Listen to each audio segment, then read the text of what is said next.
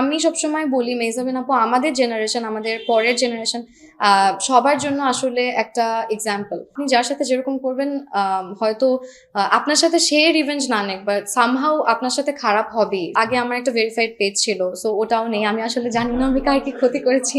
So আমার page profile কোনোটাই নেই। নতুন আমি একটা পেজ রান করেছি। ঈদে বেশ কিছু কাজ আসবে, কিছু কাজ ভ্যালেন্টাইনে রিলিজ হয় নাই, সো ওই কাজগুলো কিছু ঈদে অ্যাড হবে, প্লাস সামনে কিছু কাজের শুটিং করছি। সো এখন না বলে সারপ্রাইজ থাকুক অডিয়েন্সের জন্য। ভালোবাসা সোল্ড আউট রিসেন্টলি রিলিজ পেলো।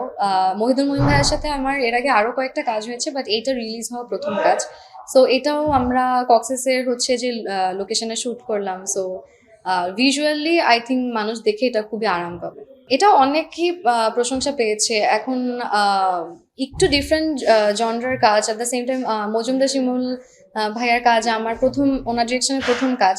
গল্পটা, চরিত্রটা আমার জন্য একটু নতুন ছিল, সো আমি খুব এনজয় করেছি। কাজটা আমার পার্সোনালি খুব পছন্দ। অনেস্টলি সিনেমার অ্যাপ্রোচ আমি পেয়েছি, বাট হয় কি, যেটা বললাম, সিনেমা আসলে অনেক বড় রেসপন্সিবিলিটি, অনেক মানে প্রিপারেশনের ব্যাপার থাকে।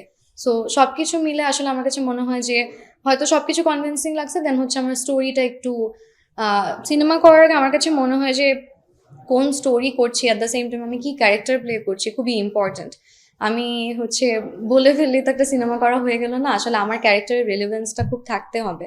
সো ওই জায়গা থেকে আমার কাছে মনে হয় যখন মনে হবে যে আসলে এই চরিত্রটার জন্যই আমি ওয়েটটা করেছি আর এটা ওর তখন আমি ইনশাল্লাহ করবো।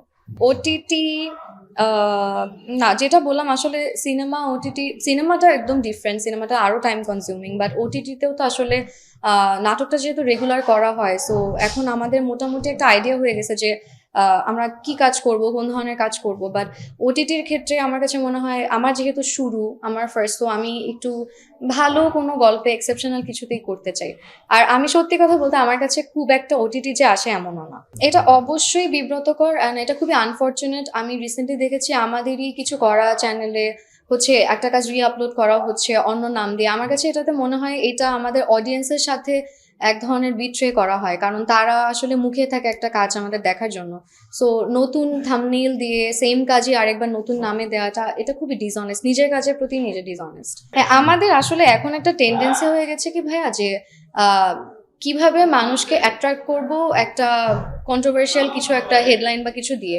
সো এটার জন্য হয় কি অনেক ভালো কাজ ওভারশ্যাডো হয়ে যায়, আবার অনেক কিছু আমরা যেটা চাই না মানুষ দেখুক ওইটা আমরা আরো বেশি দেখি। সো এই জায়গাটাতে আমাদের আরেকটু সেন্সিবল হওয়া উচিত। আমার কাছে মনে হয় দায়বদ্ধতা বেড়েছে, অ্যাট দ্য সেম টাইম এটা আমার জন্য একটা অনেক বড় ব্লেসিং যে মানুষ আমাকে এত ভালোবাসে, এটা তো সবাই আসলে চেয়েও পায় না।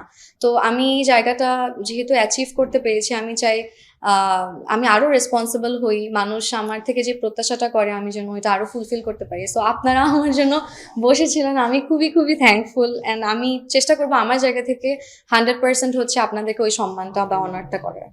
এটাতে আসলে হয় কি আমাদেরই আইডেন্টিটি ক্রাইসিসে ভুগতে হয় সোশ্যাল মিডিয়াতে, আমাদের অথেন্টিক পেজটা বা প্রোফাইলটা পায় না। যেমন আমার এখন হচ্ছে কোনো অফিসিয়াল, আগে আমার একটা ভেরিফাইড পেজ ছিল, সো ওটাও নেই। আমি আসলে জানি না আমি কার কি ক্ষতি করেছি।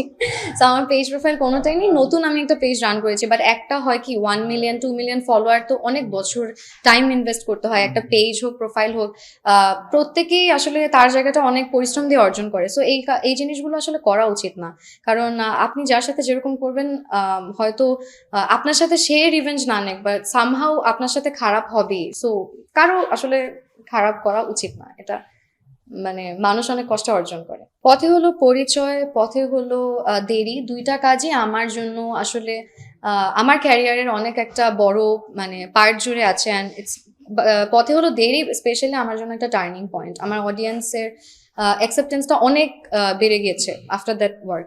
সো ওই জায়গা থেকে আসলে আমি আমার যে ডিরেক্টর জাকারিয়া শৌখিন ভাইয়া, আমার কো আর্টিস্ট জিয়াল ফারুক অপূর্ব ভাইয়া, আমি এদের কাছে অলওয়েজ গ্রেটফুল থাকবো যে আমাকে ওই চরিত্রটা দিয়েছে বিশ্বাস করে, আর আমি ওইটাকে বিলিভেবল করে, আমি জানি না কতটুকু করতে পেরেছি, বাট আমার অডিয়েন্স আমার ক্যারেক্টারটা খুব পছন্দ হয়েছে। সো এটাই মানে খুবই স্পেশাল একটা কাজ আমার জন্য।